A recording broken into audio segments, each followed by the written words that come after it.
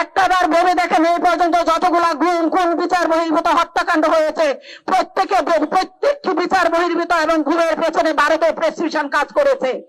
ভারতের ফ্যাসিস্ট এবং বাংলাদেশের ফ্যাসিস্ট দূষকরা মিলে অসংখ্য মানুষকে গুম করেছে এবং বাংলাদেশকে সেখানে দমদম জেল সহ বিভিন্ন জেলে নির্মম ভাবে টর্চার করা হয়েছে। আয়নাঘরের মতন একটা নীল নকশা একমাত্র ভারত সরকার দেশে প্রতিষ্ঠা করেছে, যেখানে আমরা বছরের পর বছর আমরা চোখের পানি দিয়ে সাগর ভাসিয়ে দিয়েছি, বাংলাদেশ তলিয়ে দিয়েছি, এখন পর্যন্ত গুমের কোন সুরাহা করতে পারিনি।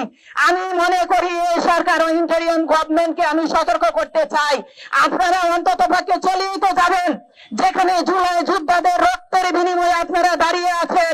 একটাবার ভেবে দেখুন, যে সন্তানরা কোন সংসদে যাওয়ার জন্য রাস্তায় নামেনি, যে ছেলেরা 1 কোটি 2 কোটি টাকা ফান্ড করার জন্য নামেনি, যে ছেলেরা নেমেছিল আমার প্রশ্নের উত্তর খোঁজার জন্য, আমি কি বিধবা না সধবা, আমার সন্তানের প্রশ্ন খোঁজার জন্য, মা আমার বাবা আজও বেঁচে আছে কিনা।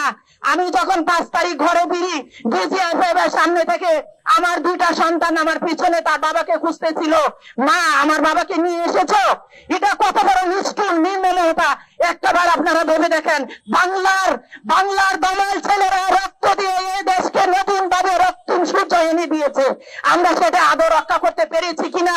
আমার বিনীত অনুরোধ, জুলাইয়ের চেতনাকে আপনারা বিকিয়ে দিবেন না, সেটাকে জিয়ে রাখেন। আরেকটা অপশক্তি আসছে যেটা আরো ফ্যাসিস্টের উপরে উপরে উপরে উঠতে চলে যাবে, তখন একটাবার ভেবে দেখেন গুম আবার ফিরে আসবে অন্য কায়দায় অন্যভাবে। এই ভারত সরকারকে দেখান, এই ভারত আগ্রাসনী থেকে বাংলাদেশকে মুক্ত করুন। যেখানে আগ্রারের মতো একটা প্রতিভাবান ছেলেকে হত্যা করা হয়েছে ভারতের বিরুদ্ধে লেখার জন্য, আমাদের নৈতিক অধিকারের পক্ষে কথা বলার জন্য ইলিয়াস ভাইয়ের মতন একটা টুকু নেতাকে হত্যা করা হয়েছে এবং নির্মম ভাবে তাকে গুম করা হয়েছে। তার বর্ণনা আপনারা পেয়েছেন তাকে কিভাবে হত্যা করা হয়েছে। একটা সাধারণ ছেলে একদম খেটে খাওয়া পরিবারের হাদি হত্যার এখন পর্যন্ত কোন সুরাহা করতে পারেনি। আপনারা সাংবাদিক ভাইরা আপনারা কেন লেখেন না সেই হাদি হত্যাকারীরা কিভাবে দেশ থেকে ভারতে আশ্রয় নেয়? আপনারা কি মনে করেন না প্রশাসনের দায়বদ্ধতা ছিল? আপনারা কি মনে করেন না আইন বিভাগের দায়বদ্ধতা ছিল? আপনারা কি মনে করেন না ইন্টেরিয়াম গভর্নমেন্টের কোন দায়বদ্ধতা ছিল? ওনারা এভাবে এটা এড়িয়ে যেতে পারেন না। আমি মনে করি প্রত্যেকের একটা বিচার হওয়া উচিত। এই আইন প্রশাসন কিভাবে বিচার করবেন? একটা রদবদল হয়েছে, আপনারা দেখেন 24শে আগস্টের পরে একটা রদবদল হয়েছে, একটা সচিবালয়ে রদবদল হয়েছে। যখন এই সচিবালয়ে 100 জনকে সুপারিশ করেছে বহিষ্কার করার জন্য, আপনারা দেখেছেন আন্দোলন করেছে, আন্দোলন মুখে থেমে গিয়েছে। আমি ইউনূস সরকারকে বলতে চাই, আপনার পিছনে যেই ছেলাফেলা ছাতা নিয়ে দাঁড়িয়ে আছে, আপনার কোণে যে লোকটা বসে আছে, সেটা 1200-1000 কোটি টাকা দুর্নীতি করে আপনার মাথার উপরে ছায়া দিচ্ছে। আপনি কি সেটা সংস্কার করতে পেরেছেন? আজও কোনো আইন সংস্কার করতে পেরেছেন? আমি আইন মন্ত্রীকে বলতে চাই, এখনো ঘুমের ভিকটিম পরিবারের ব্যাংক অ্যাকাউন্ট এখনো নিয়ে আপনারা ছেলাফেলা করছেন। কখন জাতীয় মানবাধিকার কমিশন হবে, সেই কমিশন কখন সিগনেচার করবে, তারপরে ভিকটিম ফ্যামিলি ব্যাংকে টাকা পাবে। এটা হাস্যকর। এবং আমাদের নিয়ে এটা টানা হেসরা, আমাদের দারিদ্রতা, আমাদের অক্ষমতা নিয়ে সেটা কি ছেলা খেলা নয়? আপনারা বলেন, ঘুমের বিচার তো বাদই দিলাম, 15 জন জেনারেল কর্নেলকে আপনারা দেখেছেন এসি গাড়ি করে সুপ্রিম কোর্টে উঠিয়েছে, আবার এসি প্রিজন ভ্যানে করে তাদেরকে সসম্মানে ক্যান্টনমেন্টে এসি রুমে রাখা হয়েছে। যেখানে ঘুমের সাথে ওতপ্রোতভাবে জড়িত, যেখানে শত শত হত্যাকাণ্ডের সাথে জড়িত, যেখানে মানবাধিকার লঙ্ঘনের সাথে জড়িত, আপনারা বলেন তাদের জন্য সে ক্যান্টনমেন্টে কেন এসি রুম থাকবে? এটা প্রতিবাদ কেন হওয়া উচিত নয়? আপনারা বলেন। আমি এটা তীব্র প্রতিবাদ জানাচ্ছি। আমাদের ব্যাংকের টাকা কেন দেওয়া হচ্ছে না? আমি কি তাহলে মনে করবো গুম এবং জুলাইকে পুঁজি করে কিছু লোক শুধু সুবিধাই নিয়েছেন? আপনারা সুবিধাই নিয়েছেন। এখন ঘুমের কথা বাদ দিয়ে অনেকে নির্বাচনমুখী হয়েছেন, যার যার সুবিধা ফায়দা লুটার জন্য আপনারা ব্যস্ত হয়ে পড়েছেন। একটা মামলা আপনারা সামনে আনতে পারেন নাই, একটা মামলা সুরাহা করতে পারেন নাই। ঘুমের নির্দিষ্ট প্রমাণ থাকা সত্ত্বেও আপনারা কাউকে চাকরি থেকে অব্যাহতি দিতে পারেননি, বিচারের আওতায় আনতে পারেননি। আইসিটি প্রসিকিউটরদেরকে বিভিন্ন ভাবে হুমকি ধুমকি দেওয়া হচ্ছে, এর কোনো প্রতিহার করা হচ্ছে না। এরপরে বিভিন্ন প্রসিকিউটরদের বাড়িতে আপনারা দেখেছেন হাদি হত্যার পরে বিভিন্ন প্রসিকিউটর সিকিউরিটির বাড়িতে আগুন লাগিয়ে দেওয়া হয়েছে। সেটা বিচার ব্যবস্থাকে কুক্ষিগত করার জন্য নানা অপকৌশল এখনো বাংলাদেশে অব্যাহত রয়েছে। আপনারা সোচ্চার হন। আজকে দেখেন, আমি যদি আপনাদের বোন হতাম, একদিন আপনার বোনও এরকম দেখবেন, এরকম ঘুমের শিকার হবে তার পরিবার পরিজনদেরকে হারিয়ে। আপনারা দাঁড়ান, নিজের অধিকারের কথা বলেন, সততার পক্ষে থাকান, একটু সততার দিকে তাকান, বাংলাদেশটাকে বাঁচান।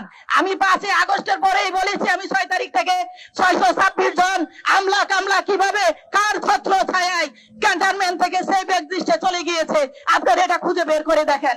বিভিন্ন নিষেধাজ্ঞা থাকা সত্ত্বেও জেনারেল কর্নেলরা বিচারের আওতাধীন থাকা সত্ত্বেও দেশ থেকে কিভাবে পালিয়ে যায়। আপনারা কি মনে করেন না সেখানে বড় বড় আমলারা জড়িত? আপনারা জানেন না, দেশ জানেন না? আমি আসিফ নজরুলকে সতর্ক করে দিতে চাই, আপনি আমাদের সাথে 8 বছর রাস্তায় ছিলেন, আমাদের সাথে সমবেদনা জানিয়েছেন, আমার ছোট বাচ্চাটাকে ধরে আপনি অনেক খেদেছেন। একটাবার ভেবে দেখেন, আমার হাজবেন্ড সহ ভাইগুলো কোথায় আছে, তাদেরকে খুঁজে বের করেন, দ্রুত বিচারের আওতায় আনেন, আমাদের ব্যাংক অ্যাকাউন্ট খুলে দেন, আমাদের স্থাবর অস্থাবর সম্পত্তি বিক্রির জন্য আপনারা একটা আমাদেরকে ওয়ারিশ নামে একটা সাইন করে দেন সরাসরি, আমাদেরকে আর হ্যারাসমেন্ট করেন না। ভারতের সীমান্ত রক্ষী প্রায়শই বাংলাদেশি নাগরিকদেরকে গুলি করে তারা হত্যা করে। এই হত্যার বিরুদ্ধে বাংলাদেশের মানুষ প্রতিবাদ জানিয়ে এসছেন।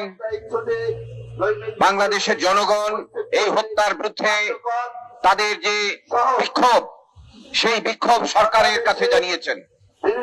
আমরা বিগত পতিত খুনি ফ্যাসিস্ট হাসিনা সরকারের সময় দেখেছি, সেই সরকারের মন্ত্রী, সেই সরকারের রাজনৈতিক নেতৃবৃন্দ সীমান্ত হত্যাকে সমর্থন করেছে। আজকে জুলাই অভ্যুত্থানের পরে প্রায় 17 মাস অতিবাহিত হতে যাচ্ছে, কিন্তু বাংলাদেশের সীমান্তে বাংলাদেশের নাগরিকদের হত্যা বন্ধ হয় নাই। আমরা পরিষ্কারভাবে সরকারকে বলতে চাই যে তারা নির্বাচন দিয়ে একটা নির্বাচিত সরকারের হাতে ক্ষমতা দিয়ে চলে যাবেন, ভালো কথা, কিন্তু বাংলাদেশের জনগণের এই যে অধিকারহীনতা, আজকে সাম্রাজ্যবাদী ভারত সীমান্তে যেভাবে আমাদের নাগরিকদের হত্যা করছে, গত কদিন আগে চাঁপাইনবাবগঞ্জে একজন যুবককে পিটিয়ে তারা হত্যা করেছে।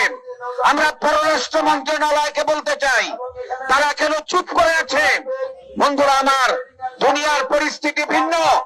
আপনারা কদিন আগে দেখেছেন কিভাবে একটি দেশের রাষ্ট্রপতিকে সেই সাম্রাজ্যবাদী মার্কিন যুক্তরাষ্ট্র তারা সেখানে সামরিক হামলা করে ওই ভেনিজুয়েলার প্রেসিডেন্ট সেই নিকোলাস মাদুরো এবং তার স্ত্রীকে ধরে নিয়ে যায়, এবং পরিষ্কার তারা বলে দিয়েছে ডোনাল্ড ট্রাম্প যে ভেনিজুয়েলার তেল কি হবে না হবে সেটা আমেরিকাই ঠিক করবে, ভেনিজুয়েলা কোন পথে চলবে এইটা আমেরিকা ঠিক করবে। কিন্তু আমাদের জুলাই অভ্যুত্থান সেই ভারতের নিয়ন্ত্রণ থেকে হাসিনা ভারতের নির্দেশে বাংলাদেশ চালাতো, কিন্তু তাকে জনগণ জুলাইয়ের অভ্যুত্থানের মধ্য দিয়ে তাকে উৎখাত করে দিয়েছে। কিন্তু আমাদের লড়াই কিন্তু শেষ হয়ে যায় নাই। ভারতে বসে ওই পতিত ফ্যাসিস্ট হাসিনা এবং আওয়ামী লীগের লোকেরা, ফ্যাসিবাদের দোসররা বাংলাদেশের বিরুদ্ধে চক্রান্ত চালাচ্ছে। কদিন আগে বেগম খালেদা জিয়ার সেই জীবনাবসানের শোককে কেন্দ্র করে এখানে জয়শঙ্কর এসেছিলেন, আমরা দেখেছি। তিনি তারেক রহমান সাহেবের সাথে দেখা করেছেন, আমরা দেখেছি, শোক প্রকাশ করেছেন। কিন্তু আমরা পরিষ্কার বলতে চাই যে বাংলাদেশকে গোলাম করে রাখার দিন শেষ। সীমান্তে হত্যা করে এইভাবে আমাদের দেশের বিরুদ্ধে যে নিম্নমাত্রার যুদ্ধ ভারত বজায় রেখেছে তার বিরুদ্ধে রুখে দাঁড়াতে হবে। আমরা বাংলাদেশের অন্তর্বর্তীকালীন সরকারকে বলতে চাই যে প্রদলোভন করে বাংলাদেশে কেউ ক্ষমতায় থাকতে পারবে না। হাসিনা পারেনি, আপনারাও পারবেন না, আগামী দিনে কেউ পারবে না।